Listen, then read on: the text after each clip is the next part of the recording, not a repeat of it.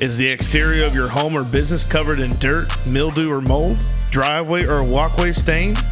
Pressure King can make your siding, deck, vents, and concrete look new again with no damage. Pressure King has cleaned the exterior of houses and businesses all over Sumter County area. Usually it takes less than a day and costs less than you would expect. Call AJ at 352-457-7209.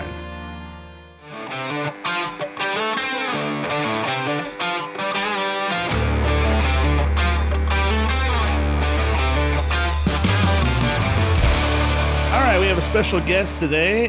He's a great friend of mine.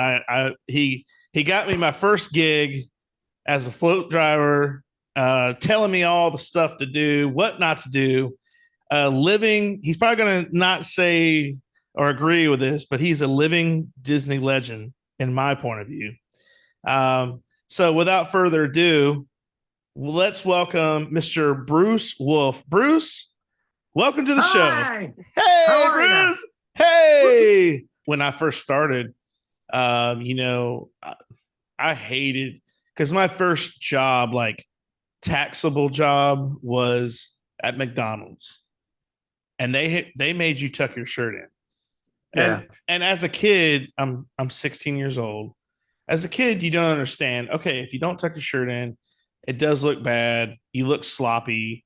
It can get caught on things or whatever. So if it's tucked in, so I would kind of do a roll where I would roll it up and tuck it under, periodically it would fall out or whatever. But when I got to Disney, I'm like, and I was a greeter. We were greeters then. Right. And they took us there to casting, not to the costuming, which is now the character costume, all the stuff there downstairs. And you have to give your social, your social. Right. you were giving them your social security number. I'm like, oh my gosh, that's how I learned my social security number. Yeah. So then it wasn't a thing back then. It wasn't a big of a problem. No. And every time that you got paid on an ETR sheet, not only you could clock in whenever the heck you got there. Right. It didn't matter. Some people would come, and clock in, early and go have lunch in the park and would, talk to their friends before any time before they had to get dressed for day parade. Yes. And then, or if you went to your location, you had a lead or a coordinator who had an ETR sheet who would ask you for what shift you're working today, the whole shift, and the last 4 digits of your social security number. Oh my gosh. And that's how you got paid. Wow. And then that evolved and you can't have social security numbers and all that. So that's when we got the PERNer numbers, a personnel number. And then, you couldn't clock in until 15 minutes, or that's the earliest that you could do. So all of those things changed, and I'm sure for the better, but it's because people were being shysters or, doing something they shouldn't have been doing. They ruined it for everybody. Well, I heard the story about, so this is the story I heard that made them change their mind about the 15-minute rule. So, and I used to do this myself, but I never expected anything more than what my shift start time and stop time. So apparently there was a guy at Epcot who had been doing this for years, and I don't know how this came about, but OSHA got involved, and they were like, so they're looking at the ETR, and they're like, so what is this area right here? Like, what is this time right here? And they're like, oh, well, we let them come in early, they could clock in whenever they want, but they don't start getting paid till their ETR time. So if you were in at 7, you got here at 5. They want to know for that 2 hours what you were doing, and they're like, oh, well, they explained, and they said if they're on the clock, they get paid. So that guy got back paid for years of back pay of an hour or whatever. It actually was an entertainment cast member. Oh, it was. And he, I don't know if he sued the company or he threatened to sue the company, that he had he clocked in for all these hours, but wasn't being paid for all this time. But he had proof that see here, I clocked in at 6 o'clock in the morning and they didn't start paying me until 2. And this big, huge thing. So the next thing you knew, it was, and I remember I could see his face, but I can't for the life of me remember his name. That's so bad. But I remember when all that was going on. It was around the time that the Legend of the Lion King or the Lion King puppet show was at Fantasyland. Yep. That's when I started. Yep, that's when I started. And I remember it as, and we were so angry because now, like, if you do Spectrum Magic, right? And let's say you're driving the Trumpeteer float or a pod or whatever. Right. You park your float, you hustle, you get back to the tunnel, you change your clothes, you clock out, boom, you're gone. Yep. But then that changed because we couldn't clock out until a certain window now. Right. So you had to sit there and wait to clock out. Right. So, now granted, was it fair that the Trumpeteer driver and the logo driver got to leave work before the poor Carousella driver? Right. Or the Snow Queen? It just happened to be the luck of the draw. Right. It was one of those tiny, tiny perks or benefits that, I'm driving Trumpeteer tonight, I might be able to get out a decent hour. And that changed. Boom. So yeah, I remember that time frame. And that's what we were told. I don't know how true, but I don't know if it became a federal thing. It's like smoking in the tunnel. Yeah. When I started, we could smoke in the park. We smoked in the tunnel. Yeah. You couldn't smoke like in the zoo office. Right. Like where the zoo was down there across from Cash control. Cash control. Yep. You could smoke outside in the tunnel and blow smoke into the room, but you couldn't smoke in that little room. Right. And then that, of course, it was a law. Right. But it was Sully, I think. He was a smoker. And he was the president or the vice president of the Magic Kingdom or the resort or whatever when he was in charge and he smoked. It wasn't until he retired that, now you can't smoke in the tunnel. Oh, yeah, so of course. So then you had to haul your cookies all the way to the end of the tunnel. And then we got in trouble. Oh, you can't smoke at the end of the tunnel because you're blowing smoke at people when they come into the tunnel. So then they put a smoking sign. Yeah. You can't smoke video. This is just stupid, but I saw a YouTube video a couple nights ago. Somebody videotaped, it was Spectro from the 90s at Christmas time, and it's their shaky video. And as they're looking up the street or whatever, there's this woman sitting there smoking a cigarette. And at first I was like, there's somebody smoking. Like, of course we smoked in the park. Yeah. It was outside. Yep. One time I had there was a gas leak, because that's another reason why you shouldn't smoke in the tunnel. They had like a gas leak one time, and it was just like I'm sure it just was a freak accident or whatever. But I remember security I was coming from Skyway, so the same hallway that Festival of the Lion King.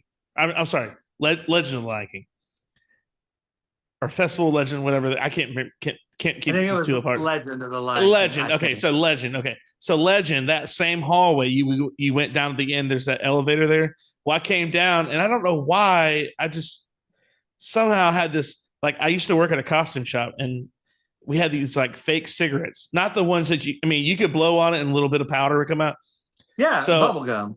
Well, it was bubble gum, but this was it looked real. Like it had like glitter on the end, so it looked like it was like the cherry was still lit. Right. So I'm like walking around and had it hanging out of my mouth, and this security guard goes, sir, you may not want to do that right now. I was like, oh, it's fake. And he's like, oh, okay. He's like, I could just see this whole thing just like going down the hallway and out, like a backdraft. I'm like, oh my gosh. But yeah. Well, back in those days, like even in the cafeteria, in the tunnel, there was a smoking section and a non-smoking section, but there were no partitions to keep it separate. Non-smoking was actually the far wall. So if you were a non-smoker, you had to get your food and walk through the smoking section to get over to the non-smoking section part. You had to cut out like a door of the smoke. Yeah. I mean, I don't know. It was different times. But I mean, even like rehearsal, like late night rehearsals in the park, which were always a favorite time, but like Christmas parade rehearsal, and you're doing division rehearsals, and then you have dress rehearsal. So you're in the park. We would, chain smoke, because you sit there and you're waiting for the last family to get out, and you're waiting for them to call the park all clear, and you're waiting. And you just sit there and smoke half a pack of cigarettes before the first run would start. That all changed. Not allowed. And like, there's not even anybody around. Who's going to complain? The ducks? So that used to be that was a thing. So I get it. I get that change happens. Yeah. And whether you like it or not, that's just how it goes. Yeah. But to change stuff for the sake of changing it, shouldn't happen, in my opinion. Right. Right. If there's a legit, okay. And like I say, I started in 1991. I was a performer. I performed for years and years. I became a sub lead because that's what we were called. We're leads. Right. Then I was asked to be a project lead when 25th anniversary came around. I turned it down because I wanted to perform in the 25th anniversary parade. Then that Christmas, I was status as a lead for the Christmas season. And then from then, I went from being a lead or coordinator or captain, and then started doing TA stuff, and was worked up in as a manager, and then was the project person and the safety person, or one of the project coordinators that dealt with training and after the accident happened. So I had my hands in a lot of different things in that time. So my perspective would be obviously different than other people's, perspectives. And a lot of times, unfortunately, I can remember being upset or getting all worked up because I was only looking at it from my point of view. Right. That didn't dawn on me that there were actually other areas that would be affected, but like things on the parade route, and was nothing to go in and complain to the parade manager that the Liberty tree needs to be pruned back, or this light didn't go off for ELP, all these things or whatever, and act like we owned the place. And it wasn't until I learned from Cindy Murray and Angela Bowles and that group that you have to stop and think about all of the other elements. You got to think about the impact that we have when we go out and do a parade. That Spectro, for example, it stretched. The last float went into the park when Trumpeteer wasn't going into Liberty Square. So we are blocking the main exit to the Magic Kingdom until we can get the floats out of Town Square and at least halfway up Main Street.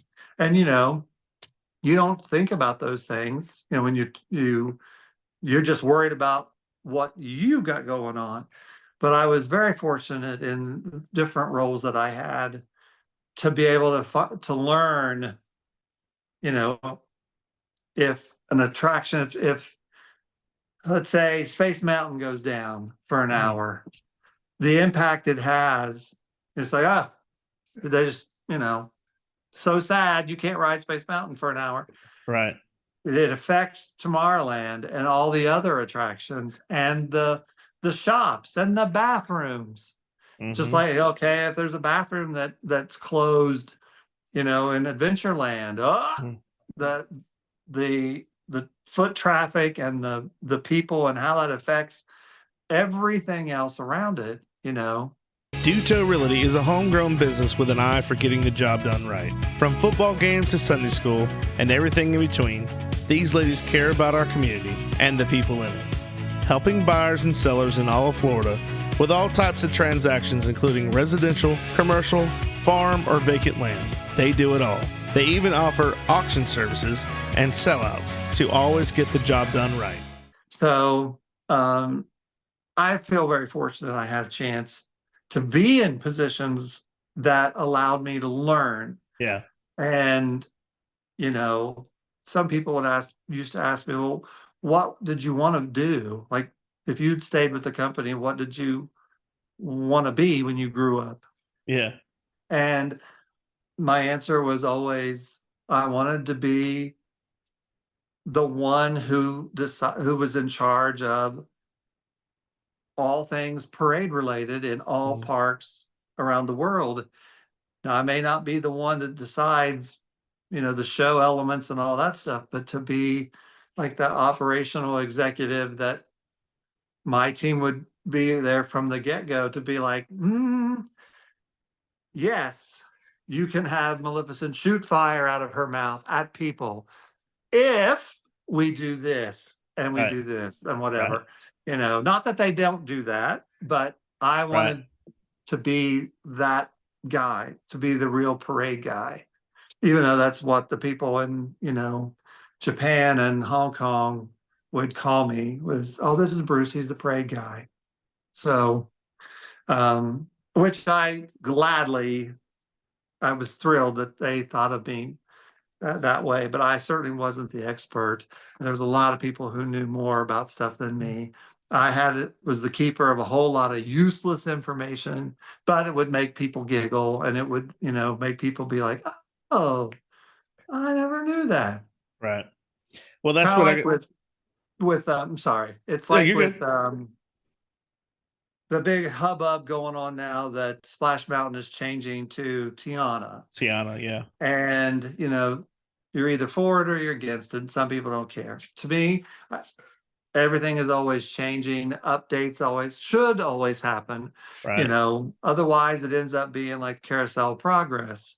You want to keep it fresh and up to date and keep it relevant and interesting and all that fun stuff. However, the way that it was explained to me with Imagineering was that the Magic Kingdom, Liberty Square, Frontierland, that section of the park, I guess would be considered the west side, was considered sea to shining sea, meaning that over where Thunder Mountain and Splash was, it was themed to the west. And then everything going towards all the way to Haunted Mansion represented the United States and how it changed, with the little Mississippi River, in the middle. And then over at the Haunted Mansion was themed to like a New England, New York, coastal type of, family, whatever.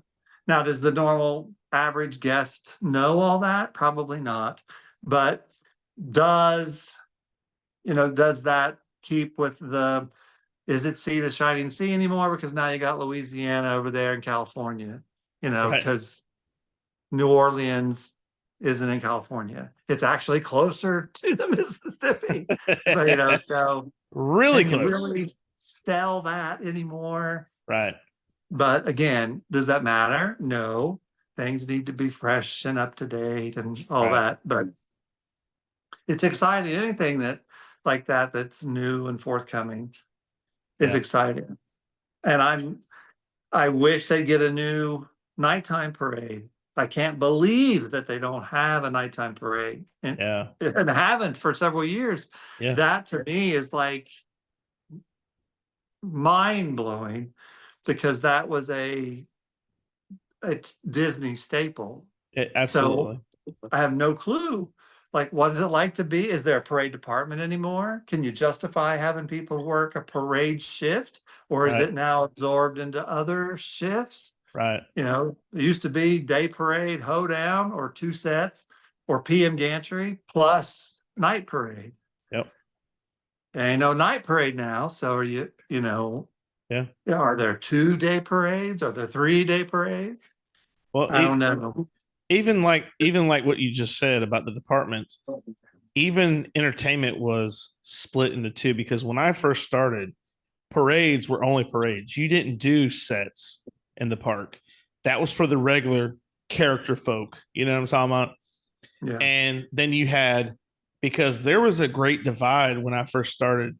It was like, oh, I do parades. I only do parades. And those people do. So it's kind of like a wedge had been driven through that inside that was just one department, but there were so many people there, and they were still doing the 25th anniversary parade or whatever they called it. I don't remember what they called it at that. It was Remember the Magic after it was the 25th. But when I started, it was, you were either considered a street side or a stage side performer. So it was street side absorbed anything that happened, quote unquote, on the street, which also included breakfasts and dinners. So you either were scheduled to do breakfast plus day parade and then go home, or you were scheduled day parade plus dinner and go home. Or you did, if you were a show or a stage side, you did shows at Starland, or you were the cast that did Disney Mania, Best of Disney, Lands Medley over at Tomorrowland, Rap and Roll. You did shifts like that, but then it changed, and they broke everything up into little separate departments. And when they did that, parade became, oh, well, that's when hoedown started. So they tried to justify a full shift and remove breakfast from parade and dinner from parade. So that's when hoedown started. And well, not everybody can do hoedown, so we'll send you out to do Mickey floral sets. Or if you're float driver trained, you can do PM gantry and hopefully have enough time to do something. Right. And then you'll go and you'll do 2 night parades. Right. So I don't know. And then of course it changed based on, what was going on. But like some of us depended on the overtime around the holidays, especially. So I would work AM gantry, which was like a 7:30 in the morning shift, work all the way through day parade, go home, let the dogs out to pee, come back, be paid straight through, and then do 2 Spectra Magics or 2 Christmas parades. So it was either Spectra Magics on the nights they didn't do Very Marys, or you did Very Marys. And it was that way the whole season from, actually starting back then we didn't do Halloween and, September, every single night or since August, since June. But, so during Halloween time, it was that way where you'd either did 2 Halloween parades, or the nights we didn't have Halloween, you did Spectros. Or ELP, whatever it happened to be. But anyway, I don't know how the people I know that used to count on that overtime, what they're doing now and how they were able to, obviously, people's situations change and their financial situations change too. But back then, starting with rehearsals, late night rehearsals, that's people made their money during those months. They got them through to the next year. But anyway. Did you ever do Minnie's Main Street Memories? I did not do Minnie's Main Street Memories. I didn't do Trolley. I didn't do there was one summer they did Pooh versus Captain Hook. Like vote for Pooh, vote for, I don't know why those two characters, but that was all day in Town Square. But I never did that. Was a captain or coordinator for it. Yeah. And same thing with Street Party. When you stop and you think about it, there was a time when we had the Welcome Show and Trolley that we were responsible for. Daytime AM gantry was going on. Then we had 5 street parties happening with Move It, Shake It, Celebrate It. Mm-hmm. You had Day Parade at 3:00. You had Hoedown and PM gantry. Yeah. And then you ended the day with 2 ELPs or whatever. Yeah. And that was what the parade department was responsible for at a certain period of time. Now I know that Welcome Trolley was given away at one point, or whatever. But and then we tried to make it so that if you were doing like Street Party, you did Day Parade, but you didn't get scheduled Night Parade to try to, not make it so awful of a day in terms of length of time. But right, that's the thing. We had to share people. Yeah, true. Whether your water is supplied by a public municipality or a private well, for residential or commercial use, Purified Water Services LLC has the solutions to provide you with simply clean water. We offer a complete line of professional water filtration equipment and accessories. Soft water makes a difference you can see and feel.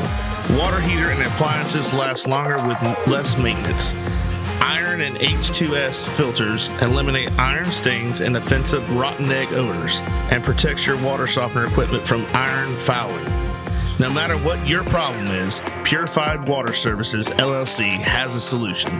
Contact Kenny Williams at 352-446-2709. We may have some people that are watching that don't know what gantry is. Could you explain what gantry is for them? Gantry.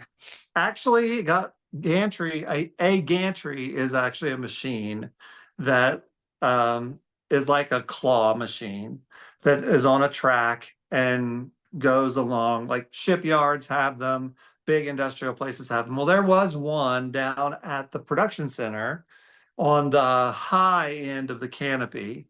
There was a gantry that parade maintenance could use to pick up parade floats, to work on them underneath or move them around if they needed to. So they needed help. So people got trained to operate the gantry. Now, granted, not a whole lot of people.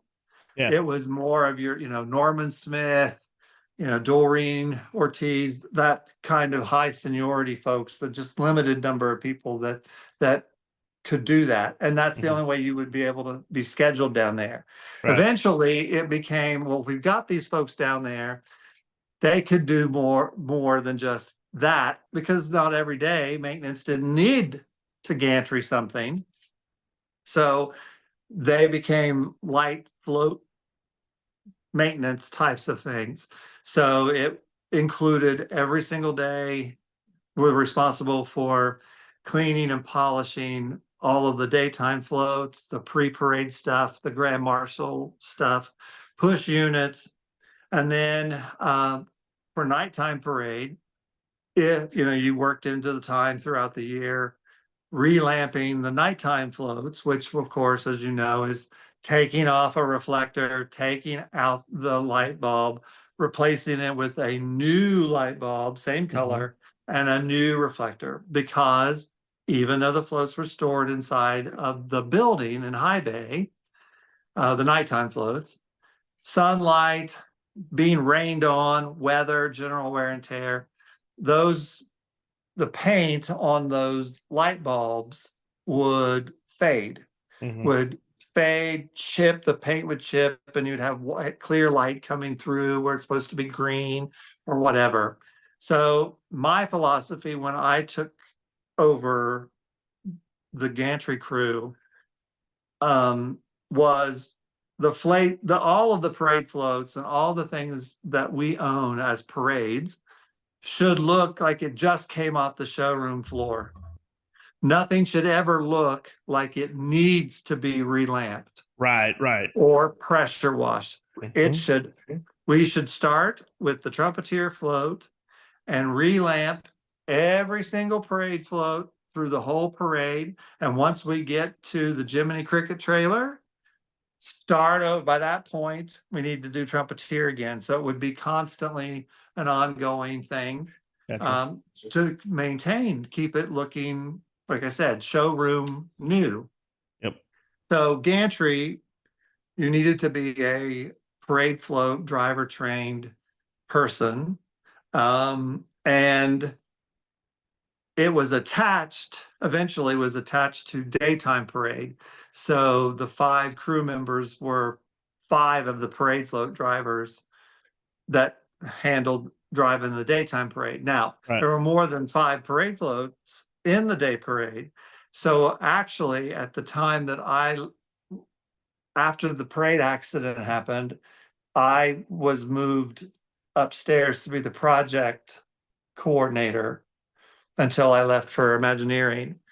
At that time, around that time frame, I was pushing to get enough gantry crew members as was needed for the daytime parade. So if there were 11 float driver trained people, including hookers and traffic stops. I know that sounds awful, doesn't it? The way you said it is great. I need 2 hookers and I need traffic Bruce, stop. You got to explain what you mean by that, because people are going to be like, what? Oh, geez. So, boys and girls, a hooker can be found on Wilshire Boulevard. No. It is a professional job. Hooker. I'm kidding. So the parade, if you know anything at all about the Magic Kingdom, you know that there is a train, the Walt Disney World Railroad, which actually is a round robin, which goes along the outskirts, the perimeter of the park.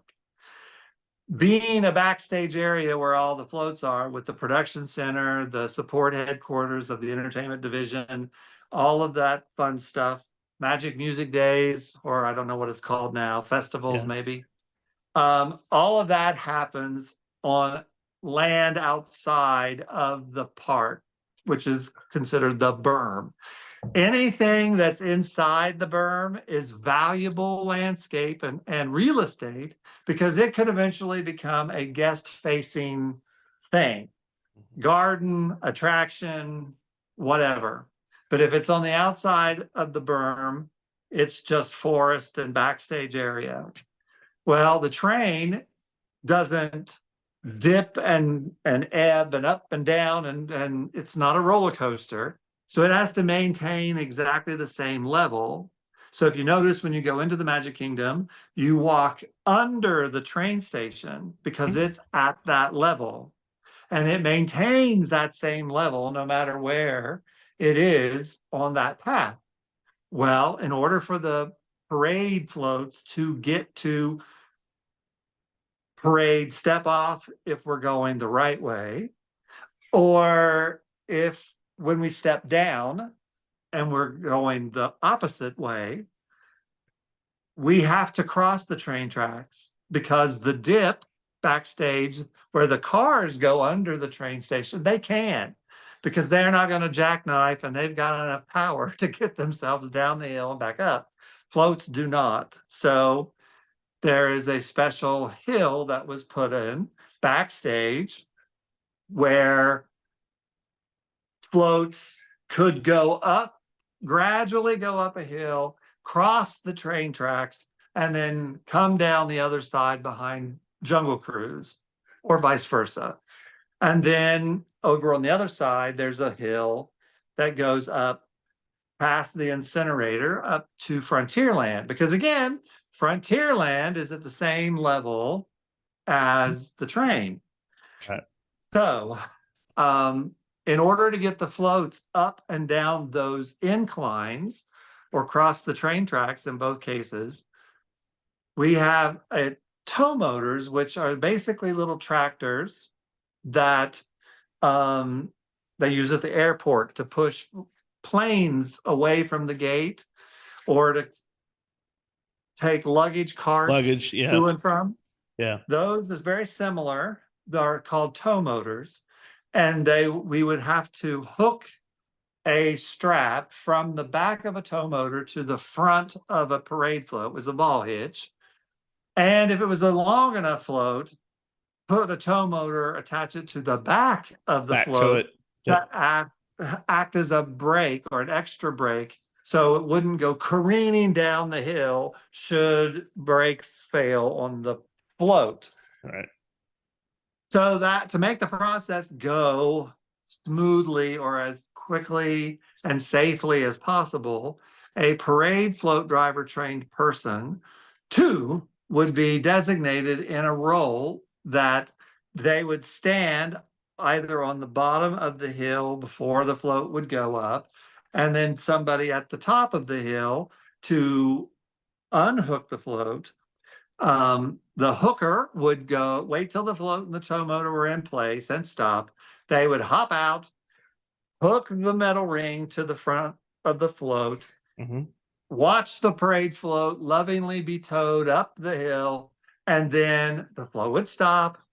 And if it required a back tug, then they would step out, hook the ring of the strap to the back of the parade float for the back tow motor, and would continue that process until they were all up and over. And then the same thing would happen at step down, whether it was Frontierland or whether it was back behind the Jungle Cruise. Those were very important roles to make the operation, move along. So those 2 driver trained people, and they were considered at one point hooking lads, which were hookers of floats and helped with ladders at step off if there was a rolling ladder to help, like, Captain Hook and the Snow Queen get up on top of the deck of their parade float at Spectro, or the 3 Little Pigs, or whoever. They would be responsible for rolling along, a ladder to help those people get up on their floats. Right.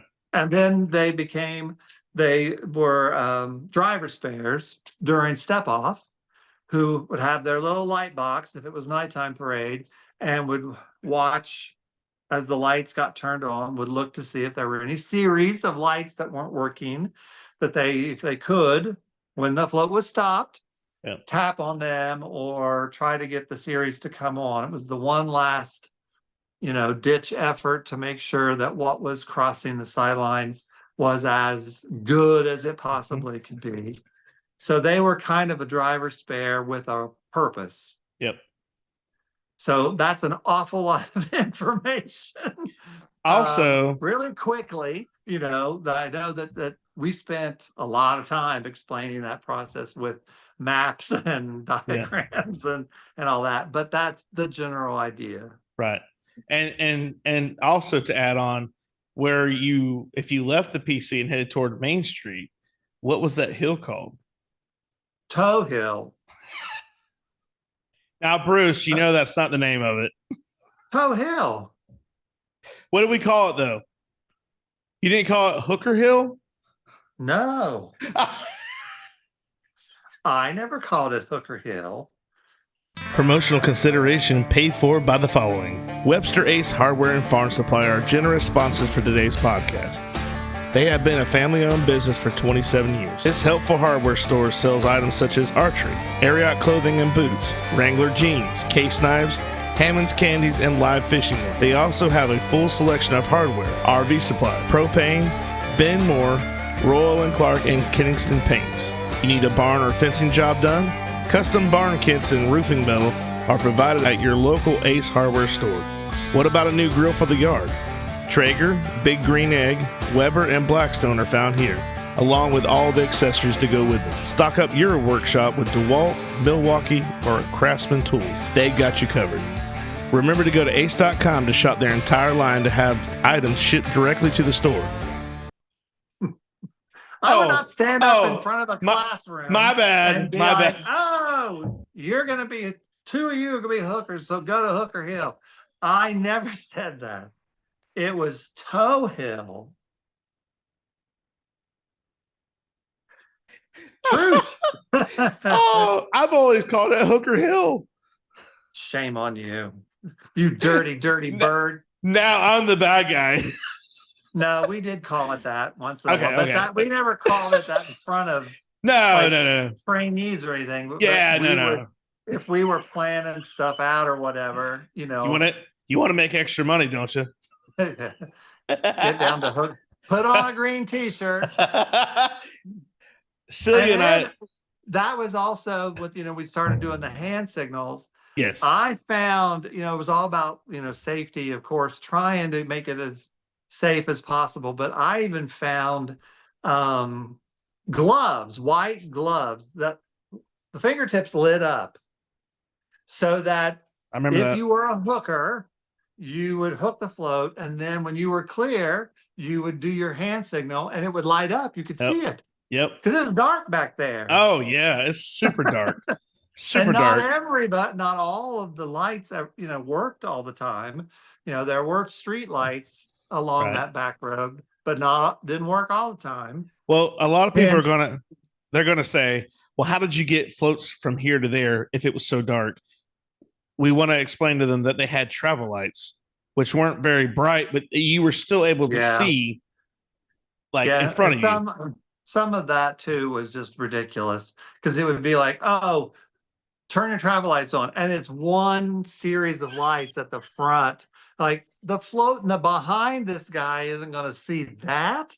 But then in theory, the travel lights were supposed to be especially twinkle lights for the pods, so that it would give the float driver a reference point when they were maneuvering around backstage. Yeah. Because they didn't have headlights or anything like that. That was back before there were, I don't know if all of them have it or not. Right. But they didn't have horns or any of those things that we have, I think now. But travel lights. So you turn your travel lights on, which were, twinkle lights or a series someplace. And then you would drive from the production center along the backstage road, get to the bottom of Toe Hill and be hooked to the tow motors. True. And hopefully, I used to describe it as a marriage between the tow motor and the parade float to go at the same time instead of the tow motor taking off and dragging you up the hill.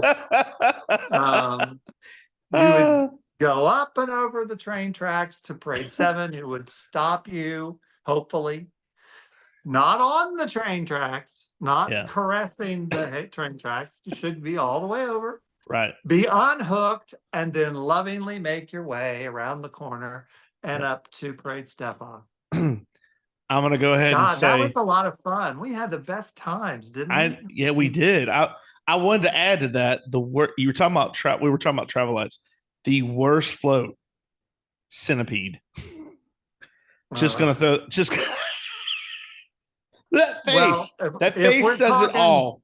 If we're talking floats, as far as worst, the bad versus good or enjoyable. Yeah.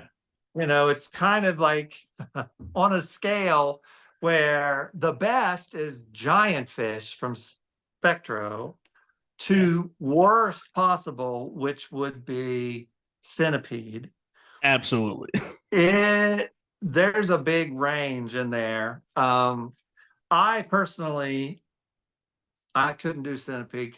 I couldn't see crap. I mean, there were floats, the Circus A and Circus B in ELP. So Dumbo Circus and Clown Circus, you pretty much were supposed to like lay down to see. I cannot drive and be laying down either on your back or on your stomach. Yeah. Like I have to be able to sit up, even if it's just a hunch over the steering wheel so that I can look forward. Yeah. Some people, no problem at all. Me, oh my gosh. So Centipede, and then you'd have to hear that all the time. Yep. So not only were you tortured by not being able to see out of the thing, but the sound was not enjoyable either. But I'm sure there are floats that are crappier than that now. But I would be afraid to see it. that video that I sent you of the ELP from Disneyland. Yeah. So I showed my fiance, I showed her a picture. Somebody there's a video of DEP on YouTube. And I was like, let me show you what I used to do. And I played her. It's like multi-angle. They did a really good job on this. It's multi-angle. And here comes Centipede. And I go, see that guy right there? This float is the worst. I was like, and there's some pretty pretty crappy floats, and that's one of them.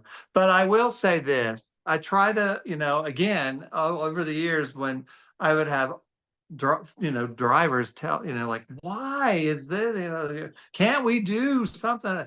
And it's like, look, it's like back when the character hit parade was the daytime parade, and there was an Alice in Wonderland unit, as well as it was in the Easter parade. Right. There were like teapots, which were whirly floats with teapot pot on top of them. You couldn't drive it unless you were a little person. Right. They were designed for little people to drive them. 5, 7, and up. You were not, it's like driving the toy car. Toy car. I drove it one Christmas night parade. I got to drive it. Begged to get to drive it. And I got to drive it. But I'm telling you, your legs are like awful. Like you had to sit side saddle and hope that your foot touched the pedal. Like your bones just don't bend that way. You're like a contortionist. So it was really, but I was mud, flood, heck or high water. I was going to drive that thing. And I did. I got a picture. But anyway, so floats weren't designed with the drivers in mind ever. Right. But some floats were meant for it to be smaller stature people, which at the time, there were a whole lot more little people who were hired, who were worked, because there were, Donald, Daisy, Huey, Louie, Dewey. I think at one point, some of the dwarfs, even like Snow White and the Seven Dwarfs, I think were like around that height range. Right. And Pooh was for a while. Yep. Which I can't imagine. But anyway, which was no problem because you knew that gave them stuff, other shifts to be able to do. Right. So around that time, teapot days were also, that's when ELP was there. So all of the bugs, including Centipede, could have easily been driven a lot better from a smaller stature person. If you think about fireflies, did you ever drive a firefly? Gold Firefly. I just told Nicole this last night. Gold Firefly was my favorite float. Cone Ice. Cone Ice is a shaved ice truck that brings a one-of-a-kind tropical experience to you. Guests can flavor their own Kona Ice on our signature flavor wave, dance to our island music tunes, and enjoy a nutritious and delicious treat. Contact Jeremy and Marissa at 352-403-0515. Don't forget to follow them on Facebook, Instagram, and TikTok. So, you got in and you closed the face, but once you got in. Yep. But for me, I had to be hit your head like that because it's not designed for someone as tall as me. Right. So, but you did because, I never complained ever about driving any of them because I just loved driving in general. But some of them, I would have the two floats that just absolutely almost sent me to the nut house. Carousel for Spectrum Magic. Yeah. And for ELP, Calliope.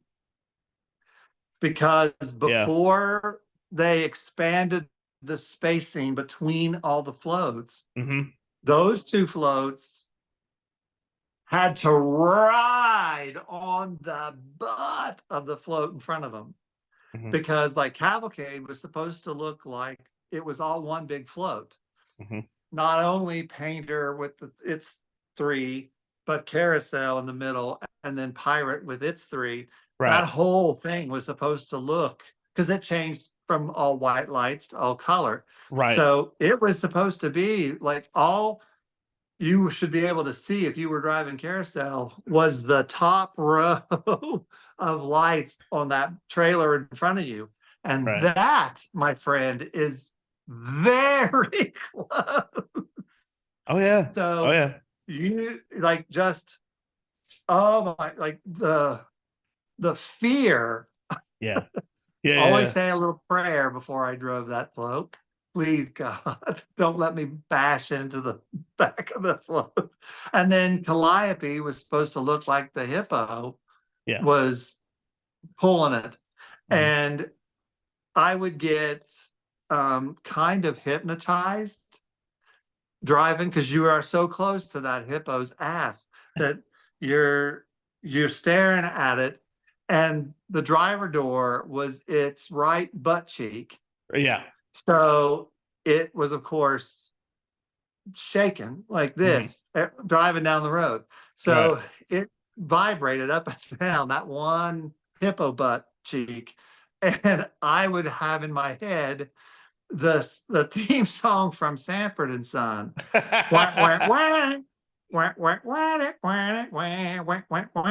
And I was just so terrified I was going to bash into it because I wouldn't be paying attention and we were so close. And so, all kinds of float stories. Hey, I was gonna say I did Clock Tower one night, and I hadn't driven it in a while, and they call that the Cadillac, because you're not serpentining, you're just driving, and it's so boring. You're just like, oh my gosh, you almost like fall asleep. And you got that boom. Yes. And you're like, so you're following the what's the correct term for it? The court dancers, I believe. Yeah, the canopy. So you got the canopy guy, they're in front of you, and you got your spacing right. So I'm going around the hub, the castle hub, and I go, I'm going to give them a little more space, but then I didn't realize that they're my light source. Because once they get further away, you can't see crap. It's so dark. So I'm like, I got around the castle, and I was like, kind of like, just like looking around. And then I get to where we turn right onto Liberty Square Bridge, and it's dark. Like, it's super dark. I'm like, oh my gosh, they're on the bridge already. I've slowed down way too much. So I said, what am I going to do? Like, I can't see. So I said, I'm just going to keep going straight till I hear screams, and then I'll hang a right. Probably not. That's probably not good. missing. Probably not the. You're probably not the person to tell that to, but that was my mindset. I know you're probably cringing like, oh, but no, we don't want. I didn't get that close. I was just kind of half kidding when I said that, but in my mind, I'm like, how far do I need to go? And you could always tell because if a float gets like, especially with pink snail or gold snail, you could do the head and you bow or whatever, and you could always tell even if you're 3 feet away from people, they're like this thing's moving at me, So it's like so I just I'm gonna go right as soon as I hear screams. I'm just hang right. I was just hoping I wouldn't hop the curb. That's all I was worried about. Well, parade is actually very scientific. That you learn the longer you do it, the more you do them. So like parade is all about spacing and pacing, how fast and how separated things are. So those two components are real important. So human nature is there that little bit, okay, we're driving at night. You are about 3.5 to 5 feet away from living, breathing human beings in the dark.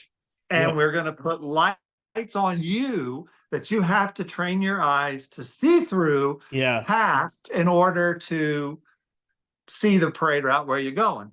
Right.